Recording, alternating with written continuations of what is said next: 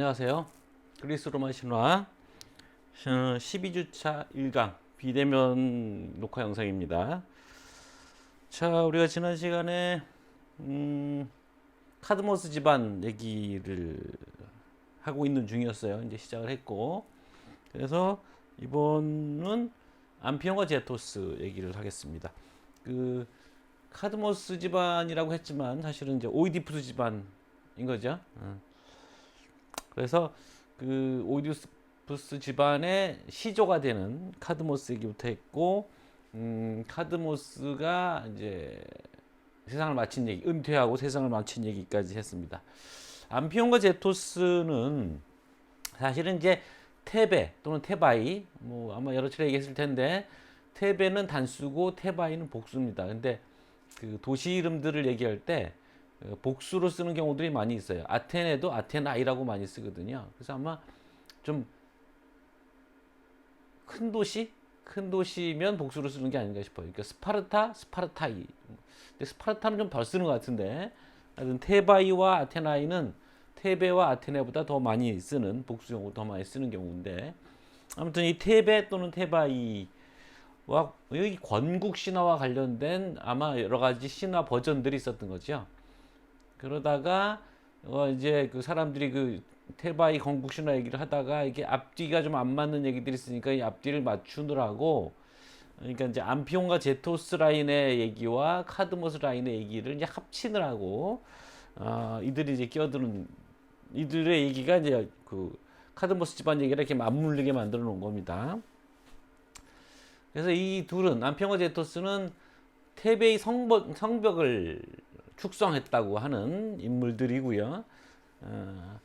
테베 건립 신화의 다른 판본인데, 아까 얘기한 것처럼 여러 판본들을 맞추는 과정에서 카드모스 집안에 이제 끼어 들어가게 된 거다라고 보입니다.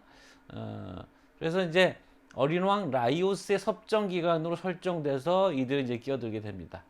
그래서 이제 그 라이오스 왕의 아버지, 거기도 또 이제 그 카드모스의 그 자식들이, 카드모스와 하르모니 사이에서 태어난 자식들이 그 유명한 이제 그 세멜레, 그죠? 세멜레와, 그리고 그 거기 세멜레가 디오니소스와 세멜레 사이에, 아니 그러니까 제우스와 디오니소스 사이, 아니, 왜 이렇게 헷갈리냐?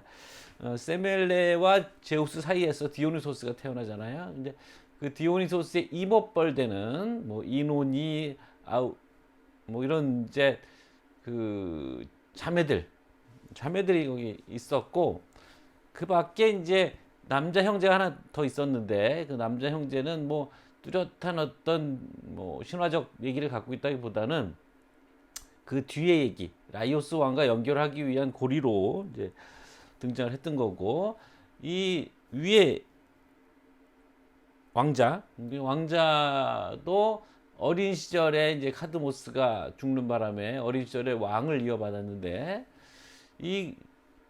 그 왕의 아들인 라이오스도 어린 시절에 이제 왕위를 이어받게 돼서 어린 왕 라이오스의 섭정기관 사이에 이 암피온과 제토스에 끼어들어갑니다. 자, 어떻게 끼어들어간 거냐면,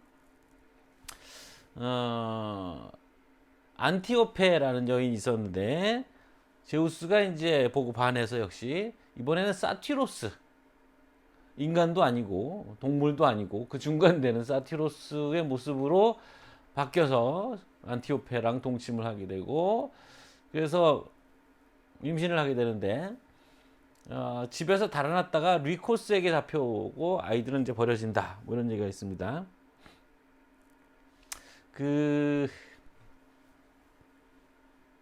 이제 리코스는 안티오페의 말하자면 삼촌이에요. 그러니까 삼촌, 친삼촌. 근데 이제 아버지랑 형제지간인데, 이 아버지가 이제 라이오스의 선대왕의 섭정이었던 거죠. 그러다가 이제 다시 라이오스가 왕이 돼서 이제 섭정을 맡았는데, 여기는 복잡해요. 여러 가지 버전이 있어서 집에서 달아났다가 삼촌인 리코스에게 잡혀오고, 아이들은 이미 태어나서 숲에다 버렸고, 그 버려진 아이들을 목동들이 키웠다라는 버전이에요. 그래서 그 아버지가 죽게 되는데 그 죽게 된 사연이 있어요. 여러 가지가. 그러니까 자살했다는 얘기도 있고 집에서 달아났다가 이웃나라 왕이랑 결혼했는데 그 왕에서 이 아이를 안티오페를 데려오는 사진 중에 전쟁을 해서 아버지가 그때 부상으로 죽었다는 얘기도 있고 이게 얘기 만들라고 이제 여러 가지 버전들이 나온 겁니다. 그러고 나서 유언으로 이제 그녀를 징계해라. 우리 그 딸을 징계해라. 그러니까 이제 숙부 리코스와 숙모 디르케가 학대를 했다. 숙모가 왜 이렇게 열심히 학대를 했느냐 이 얘기도 또 설명을 하려고 드니까 사실은 뭐 이 안티오페가 리코스와 연인 관계였는데 뭐 그런 얘기 있어서 또 디르케가 이제 학대한다 뭐 이런 식으로 얘기를 또 만들어 놓기도 합니다. 이건 이제 우리 교재는 없는 얘기고 그냥 찾아보니까 그런 얘기도 있더라고요. 하여튼 그러다가 또 도망을 가요. 그래서 다 큰 두 아들을 만났는데 처음에는 이제 이들이 이 안티오페를 못 알아보니까 그냥 도망 노예인 줄 알았다가 목동들을 통해 사연을 듣고서 도와주게 됩니다. 그래서 디르케를 벌하는데 디르케가 원래 안티오페를 소에 묶어서 끌려다니게 하려고 했던 대로 그대로 또 해서 그 숙모를 죽이고 리코스도 그 와중에 이제 죽게 되는 거죠. 그래서 이들이 이제 테베를 뭐랄까 점령을 한다고 할까요? 뭐 그런 기간이고 그래서 라이오스는 다시 옆나라 펠롭스 다시 펠롭스에게 나올 텐데 펠롭스에게 망명을 가게 됩니다. 그 얘기는 뒤에 나올 거예요. 자, 이 제토스와 이제 암피오는 그 테베의 성벽을 둘러치게 되는데 암피오는 일을 하지 않고 제토스만 일을 해서 제토스가 투덜거리니까 암피온이 리라를 연주하니까 그 리라 연주에 따라서 돌들이 음악을 듣고 저절로 와서 쌓였다. 뭐 이런 얘기가 있고요. 리라의 줄이 7개다 보니까 성벽의 문이 7개가 됐다. 뭐 이런 얘기. 그래서 이제 그 세븐 게이트 7개의 문이라는 게 나중에 그 테베이 전쟁이 일어났을 때 그 7개의 성문을 각각의 그 침략군들이 쳐들어오고 그 침략군들의 선두에 각 장군들이 있었기 때문에 테베를 공격하는 7장수들 뭐 이래가지고 또 비극 제목 요즘 식으로 한번 영화가 나온 거죠. 뭐 그런 유명한 이제 테베의 성문이기도 합니다. 그 다음에 이제 제토스는 나중에 테베라는 여인과 결혼하는 바람에 그 도시 이름이 이제 테베가 됐다라는 것이고요. 암피오는 니오베라는 여인과 결혼하게 되는데 그 전에도 한번 사연을 얘기했었죠. 아폴론과 아르테미스 얘기할 때. 그래서 니오베가 7의 아들과 딸. 근데 뭐 여기 숫자에 뭐 여러 가지 버전이 또 있습니다만 역시 암피오는 리라 연주자니까 7쌍을 만들었다 이렇게 보는 거예요. 그래서 7쌍의 아들 딸을 낳고 내가 뭐 레토보다 위대하다. 레토는 아들 딸밖에 없지만 나는 그 7배가 있다. 뭐 이렇게 자랑을 하는 바람에 레토의 분노를 사서 아폴론이 아들들을 아르테미스가 딸들을 활로 쏘아 죽인다 이런 얘기죠. 그래서 몰살을 하게 되고 니오베는 그 장면을 보다 슬픔에 겨워 돌이 돼버리고 암피온은 그때 죽게 됩니다. 그러니까 이제 그 이들이 장악하던 테베의 권력의 공백이 생기고 적통이었던 라이오스가 이제 복권이 되죠. 펠롭스에게 망명가 있었는데 이때 이제 사고를 칩니다.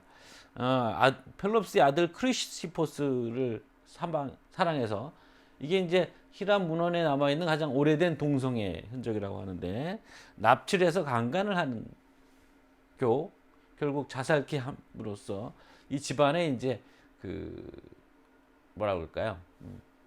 저주가 내린다고. 그걸 이제 미아스마 오염이라고 합니다. 선대가 지은 죄가 그 집안을 오염시켜서 그 집안의 후손들이 내내 어떤 그 비극적 운명을 맞게 되는 그게 이제 그리스 비극의 가장 큰 모티브입니다.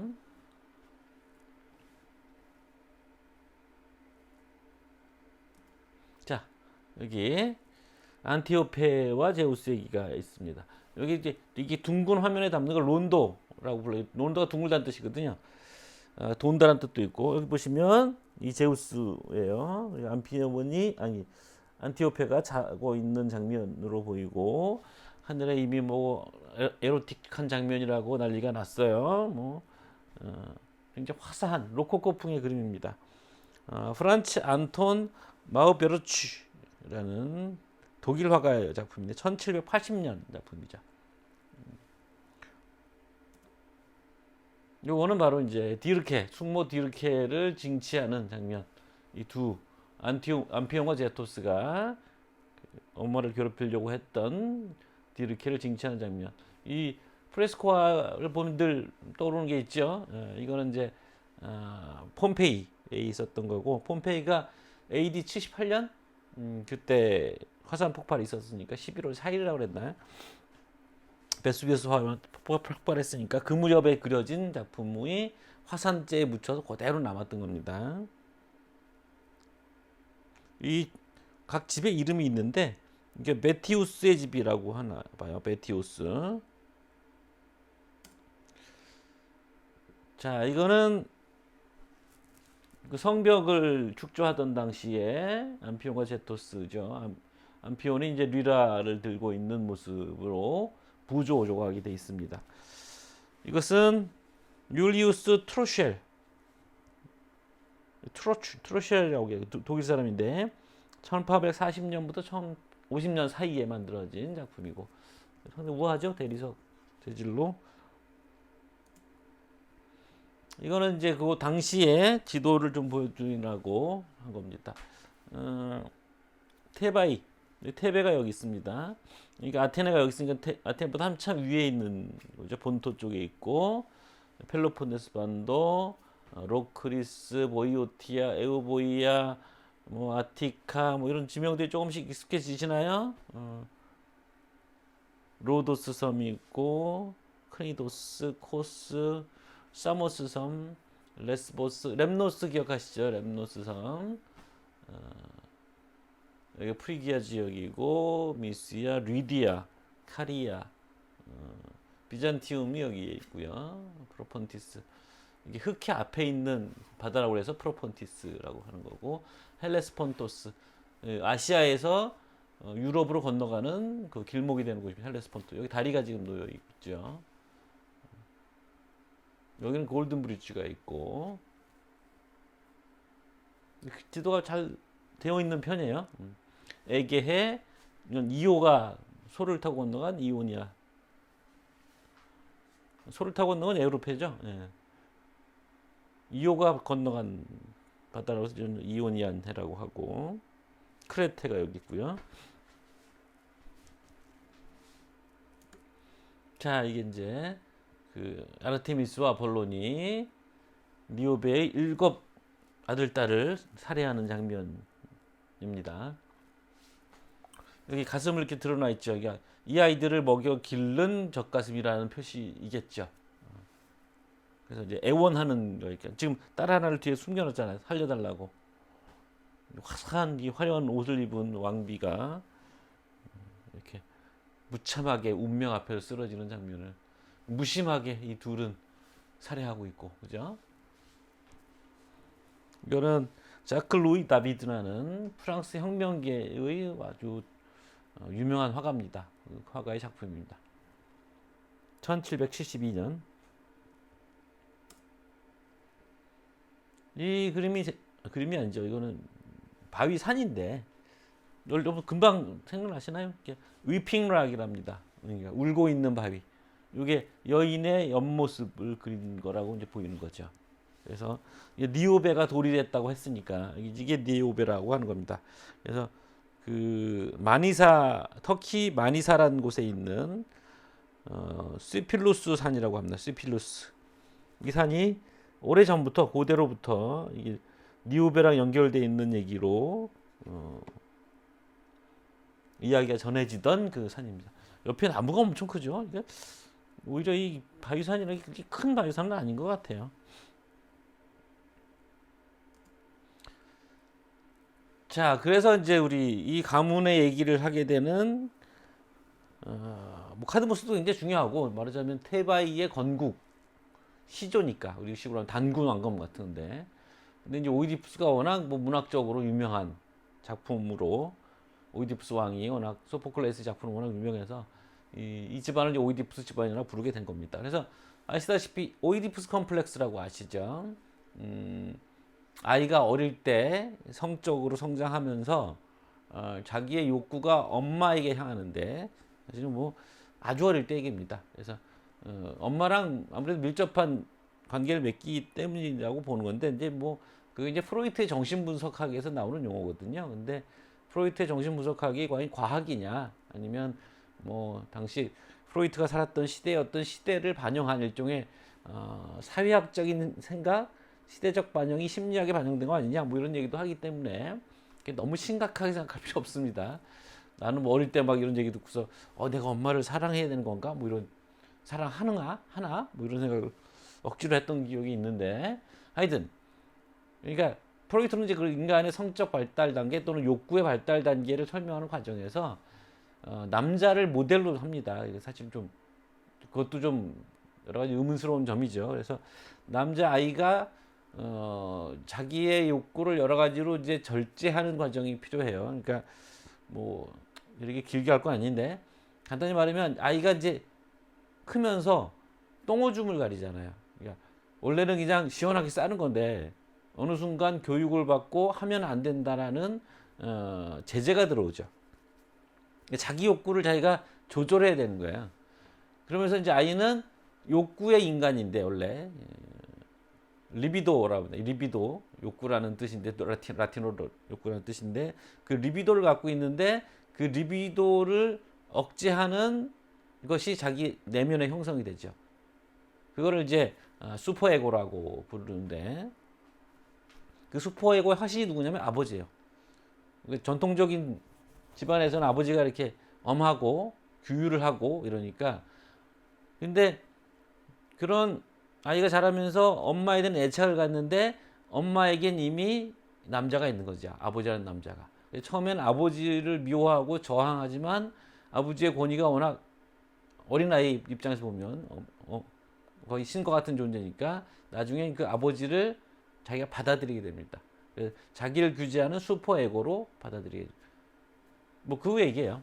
그게 이제 오이디푸스 컴플렉스인데 그 이름을 따온 게 이 오이디푸스 얘기로부터 따온 거죠. 자, 이야기를 시작하겠습니다. 라이오스 왕, 아까 이제 이어받았던 테바의 왕인 라이오스가 결혼을 해서 이오카스테라는 아름다운 여인과 결혼을 했는데 아이가 생기지 않습니다. 그래서 신탁을 받아 보니 이제 곧 아이가 생길 건데 그 아이는 아이가 생길 거라는 얘기도 아마 안 했던 거예요. 신탁은 엉뚱한 답변을 잘하거든요. 그 아이가 둘 사이에서 아이가 태어나게 되면 그쵸? 둘 사이에서 아이가 태어나게 되면 그 아이가 아버지를 죽이고 어머니랑 결혼해서 자식까지 낳고 살게 될 것이다. 뭐 이런 신탁을 받은 거죠. 그래서 라이오스는 이오카스테와 사이에서 아이를 낳지 않으려고 잠자리를 같이 하지 않다가 어느 날 또 술김에 잠자리를 하게 됐다는 거죠. 덜컥 임신이 됐고 그래서 그 아이를 그것도 뭐 신화적 버전인 것 같은데 그 발 뒤꿈치를 쇠꼬챙이로 꿰서 그 사이에 줄을 넣어서 발을 묶어서 그래서 그 테바이 궁정 소속의 양치기한테 넘깁니다. 키타이론 산이라고 이제 양치기들이 양을 몰고 가서 풀 뜯기는 그 산이 있는데 그 키타이론 산에 가서 죽여라라고 한 거죠. 근데 이 목자가 아이를 데려가다가 차마 죽일 수가 없어서 그 테바의 옆 동네가 코린토스예요. 벨레로폰의 고향. 그 코린토스 양치기도 이 산이 크니까 키타이론 산에 올라와서 양치기를 하고 있어서 서로 잘 아는 사이인 거죠. 그래서 죽이지 못하고 코린토스의 목자에게 넘겨줍니다. 근데 그 목자가 코린토스 왕궁 소속인 거죠. 근데 마침 코린토스의 왕가에는 역시 자식이 없었어요. 그래서 그 아이를 데려다가 양자로 삼게 합니다. 근데 이 아이가 커서 이제 성인이 다 됐는데 소문이 이미 알 사람 대충 아는 거죠. 보통 왜 소문이라는 건 본인만 모르고 다 옆 사람 다 알잖아요. 그러니까 근데 이제 스위시하고 있었는데 어떤 잔치에서 그 시비가 붙었던 사람이 홧김에 이제 뭐 주워온 자식이라는 소리를 한 거죠. 그래서 오이디푸스가 충격을 받고 델피에 또 신탁을 받으러 갑니다. 나는 과연 주소원 아닙니까? 뭐 이 얘기를 이제 한 거죠. 신탁으로 물었더니 역시 신탁이 엉뚱한 대답을 합니다. 너는 나중에 아버지를 죽이고 엄마와 결혼할 것이다. 그러니까 오이디푸스가 처음에 그 의뢰하려고 했던 사안은 완전히 까먹고 잊어버리고 충격 때문에 화급히 돌아오다가 코린토스로 가지 못하고 차마 테베 그러니까 그 델피로 신탁을 받으러 갔다가 돌아오는 길에 갈림길을 만나는데 한쪽은 코린토스로 가는 길이고 한쪽은 테베로 가는 길에 두 나라가 붙어 있었다고 그랬죠. 그러니까 차마 코린토스로 가지 못하고 테베 쪽으로 발길을 돌립니다. 근데 마침 라이오스 왕이 이제 나이가 들으니까 자기가 버린 자식이 궁금해진 거죠. 그래서 델피로 신탁을 받으러 내 아이는 죽었는지 아니면 안 죽었으면 지금 어디 있는지 그거 알고 싶어서 신탁을 받으러 자기 집안 하인들 맷을 거느리고 가마를 타고 델피 쪽으로 그러니까 테바이에서 델피 쪽으로 가고 있었어요. 그러니까 삼거리 그 갈림길 쪽으로 가고 있었던 거죠.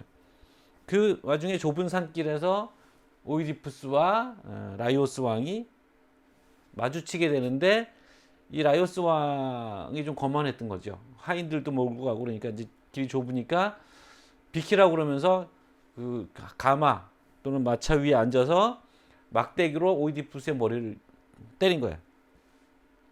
그러니까 왜 그랬잖아요. 울고 싶은 놈 뺨 때려준다고 오이디푸스가 격분해서 다 때려 죽입니다. 결국 자기 아버지를 죽이게 되는 거죠. 그 중에 한 양치기만 도망가서 살아남습니다. 그래서 근데 뭐 당시에 뭐 워낙 치안이라는 게 국가의 권력이라는 게 뭐 이렇게 약한 상태여서 오이디푸스 워낙 또 폭력적인 시대이기도 했을 때고 또 신화적인 얘기이기도 하고 그러니까 오이디푸스는 별 생각 없이 재수도 없는 놈 만나서 화풀이했다 뭐 이런 정도 생각했겠죠. 그리고서는 이제 테바이로 내려갑니다. 그런데 아마 그 기간이 뭐 길었던 걸로 상정이 되는 건지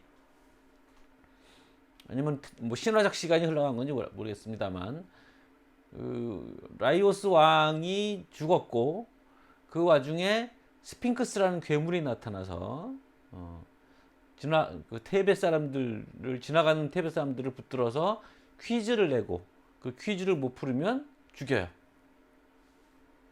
이게 이제 스핑크스의 수수께끼라는 거거든요.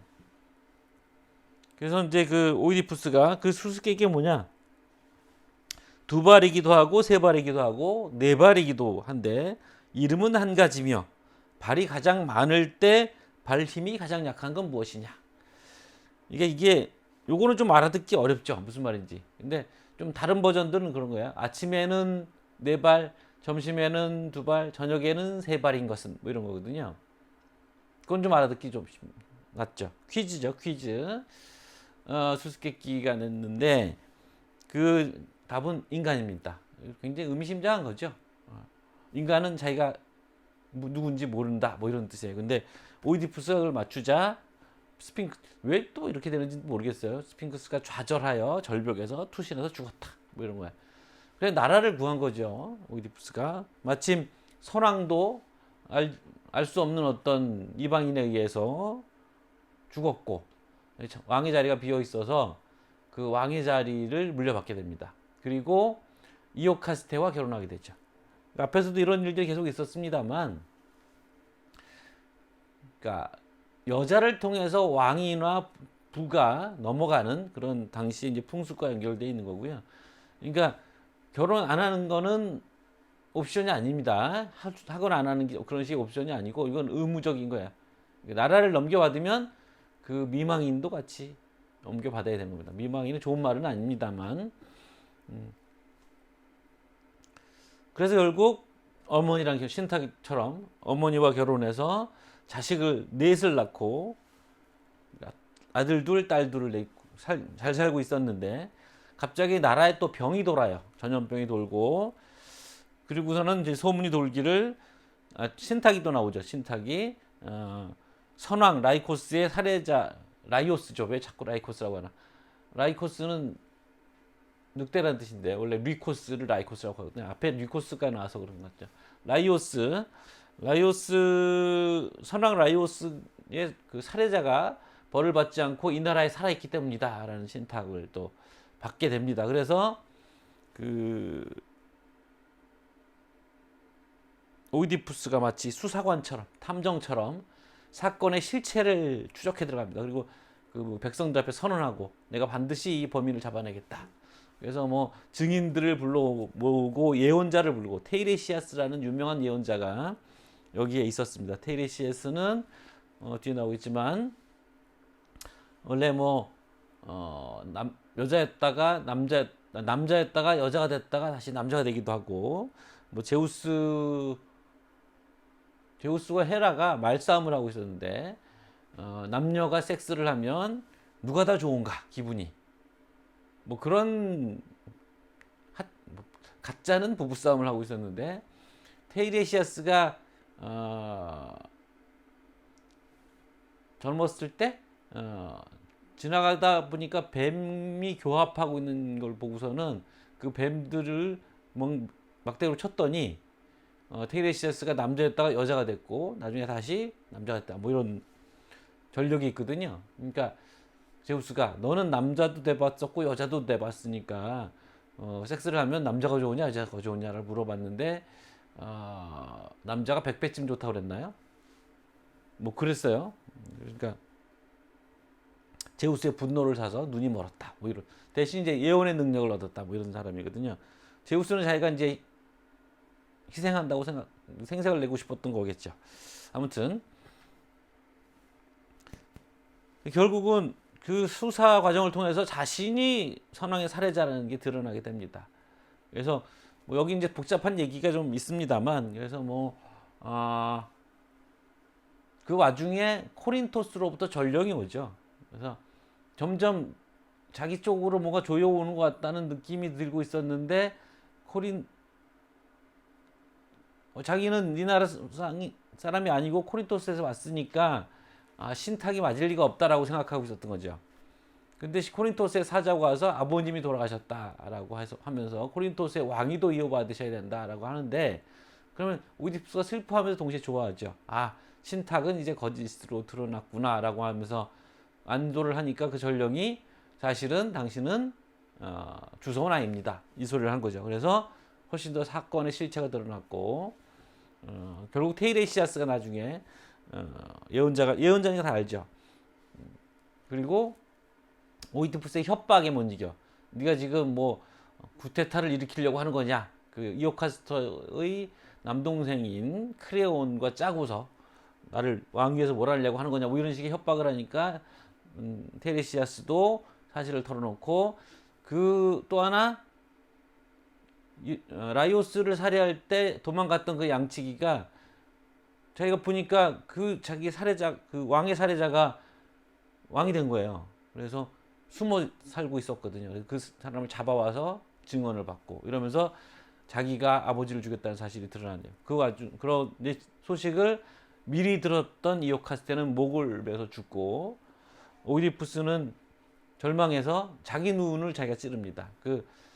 그리스 사람들이 입고 다니는 옷 있잖아요. 그러니까 하얀색 옷, 큰 천을 이렇게 몸에 이렇게 둘러서 한쪽 어깨에다가 여며서 그거를 큰 브로치로 이렇게 묶어내거든요. 핀을 깨서.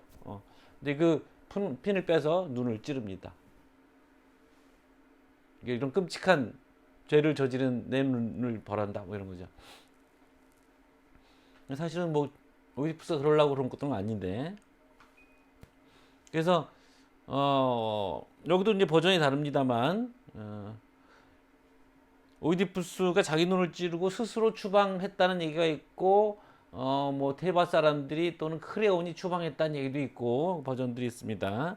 그래서 그 딸 중에 하나인 이게 얄궂은 운명이죠. 딸이자 형제인 거예요. 자기 어머니와 자기 사이에서 태어났기 때문에 안티고네의 시중을 받아서 떠돌아다니다가 아테네 근거 콜로노스에서 이제 세상을 하직하게 되고 아테네를 이제 수호해 준다 뭐 이런 얘기가 거기서 나옵니다. 근데 이제 버전이 다른 게 있어요. 그러니까 호메로스의 일리아스에 보면 장님이 안 되고 왕을 계속 하다가 전쟁터에서 죽은 것으로 나오고, 오디세이아에는 이오카스테가 자식 없는 상태에서 아들과 결혼을 했지만 자식 없는 상태에서 자살했다고 나오고, 포이니케 여인들이란 비극에서는 이오카스테가 자살 안 하고 결국 이 아들들끼리 서로 왕위 때문에 다투다가 죽거든요. 그래서 죽을 때까지 살아 있었다 뭐 이런 얘기가 또 있고 여러 버전이 있습니다. 자, 이게 이제 코린토스 왕가로 넘겨지는 오이디푸스입니다. 오이디푸스가 발이 부은 아이라는 뜻이에요. 푸스가 발이거든요, 발. 그래서 왜 그랬는지 모르지만 새꼬챙이로 발뒤꿈치를 꿰서 거기다가 이제 끈으로 묶었기 때문에 상처가 나서 발이 당연히 부었겠죠. 그래서 코린토스 왕가가 이제 아이를 넘겨받는 장면이고, 이제 남자들은 없고 여자들만 있는 식으로 되어 있네요, 그죠? 이 그림은 존 하이니히 켈러라는 스위스 화가인데 만들어진 제작년도는 안 나오고, 이 화가는 18세기 화가입니다. 1765년에 죽었네요. 그리고 재밌는 여담, 스트라빈스키라는 클래식 작곡가가 있죠. 이 사람의 작품 중에 오이디푸스 왕이라고 있습니다. 스트라빈스키는 뭐 봄의 제전 뭐 이런 거 작곡하는 사람이잖아요. 오이디푸스 왕이라는 게 있는데, 이게 소포클레스의 비극을 장콕도라는 또 프랑스의 유명한 시인이 있어요. 그 장콕도가 불어로 개작을 합니다. 그런 걸 또 그 프랑스의 신부가 그 불어를 라틴어로 옮기고 그렇게 만들어진 대본을 가지고 만든 게 오이디푸스 왕이라는 오라토리오입니다. 오페라 오라토리오. 그래서 왜 그랬냐면 일부러 낯설게 하기 위해서 라틴어 대본을 사용했다고 하고요. 이제 공연을 하면 사람들이 못 알아듣으니까 현지 언어로, 이를테면 한국에서 하면 여기에 이제 한국말이 덧붙는 겁니다. 현지 언어로 내용 해설이 붙습니다. 그러니까 오이디푸스 왕이라는 비극이 원래 그리스 말로 창작이 돼서 그게 불어로 개작이 되고 그걸 라틴어로 옮겨서 현지어로 다시 해설이 붙는, 이게 아주 다국적적인 그런 고전이 됐다는 얘기가 음악사에 있어서 재밌는 얘기도 합니다. 자, 이거는 바로 자기 아버지인 줄 모르고 라이오스 왕을 살해하고 있는 장면입니다. 요셉 블랑이라는 화가고 1867년도 작품. 또 오이디푸스의 어떤 그 허벅지 엉덩이 근육을 아주 잘 강조한, 이 와중에 이런 아름다움을 보여줘야 되는 건지 잘 모르겠습니다만, 더 위에 있는 게 라이오스 왕이겠죠. 몽둥이를 들고. 자, 이거는 아티카에서 제작된 그 컵 모양을 뭐랄까 현대에서 이렇게 다듬어낸 겁니다. 원본은 이제 기원전 470년 건데 이제 복원한 이미지인 거죠. 이건 유명한 그림입니다. 이 스핑크스의 머리는 보이지 않고, 스핑크스가 이제 사자머리에 뭐 여자의 몸을 하고 있는 그런 여자 가슴만 이렇게 보이고 있는데, 이 오이디푸스가 이렇게 뚫어져라. 뭐 이건 이제 인생의 진실을 직접 대면한다, 뭐 직면한다 이런 거고, 이쪽에 보면 어떤 사람이 이게 뒷모습을 보면서 달아나고 있어요. 그러니까 인생의 진실을 대면하지 못하고 피하는. 그러나 오이디푸스는 영웅으로서 인생의 진실은 결국 자기가 맞닥뜨려야 되는 삶의 비극성이기도 할 겁니다. 장 오기스트 도미니크 앵그레라는 프랑스 화가인데 1864년 작품이고요. 이거는 이제 그 오이디푸스 왕을 연기했던 옛날 배우들. 이 사람은 장문의 씰리라는 화가인데 프랑스 화가고 배우인데 그림으로 나올 정도니까 사진기가 나오기 전 시대죠. 연도는 안 나와 있더라고요. 그리고 이 사람은 흑백 사진이죠. 루이스 분메스터. 이게 지금 아마 네덜란드인가 그쪽 더치 그렇죠. 네덜란드 화가라서 화가를 한다. 배우라서 자기 눈을 찌른 장면을 이제 연기하고 있습니다. 약간 피에로처럼 보이기도 하는데 1896년. 요거는 이건 뭐라고 해야 되나? 그리스, 독일, 영국, 스페인, 스칸디나비아, 데니시, 덴마크, 프랑스, 러시아에서부터 온 모든 민족의 유명한 이야기들이란 뜻이요. 뜻이에요. 그러니까 모든 민족의 신화와 전설들 뭐 축약해서 그런 책에 실린 사파입니다. 이걸 이제 여기저기서 수집을 해서 번역을 해서 실은 거거든요. 그래서 이거 번역해서 실은 사람은 로간 마샬이라는 사람이고 뭐 사파를 그린 사람 이름은 안 나왔어요. 그래서 이게 안티고네가 자기 아버지이자 오라버니를 보필해서 유랑을 하고 있는 모습입니다.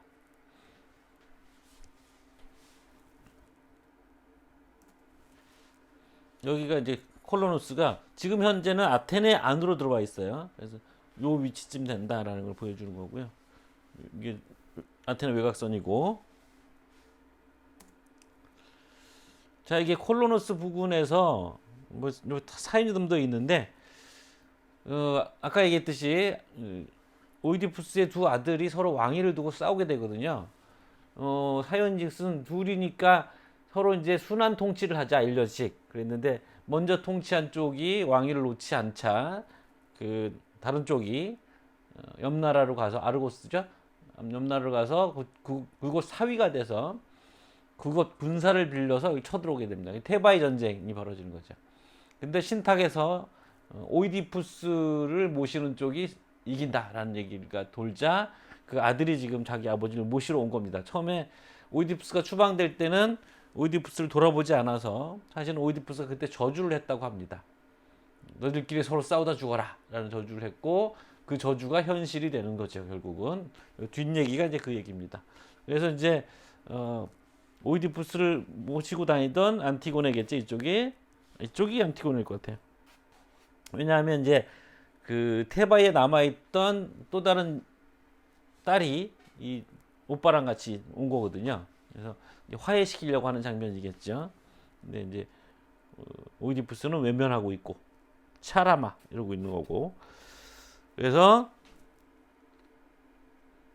이 화가는 장 안뚜아느 테오도로 지루라는 화가입니다.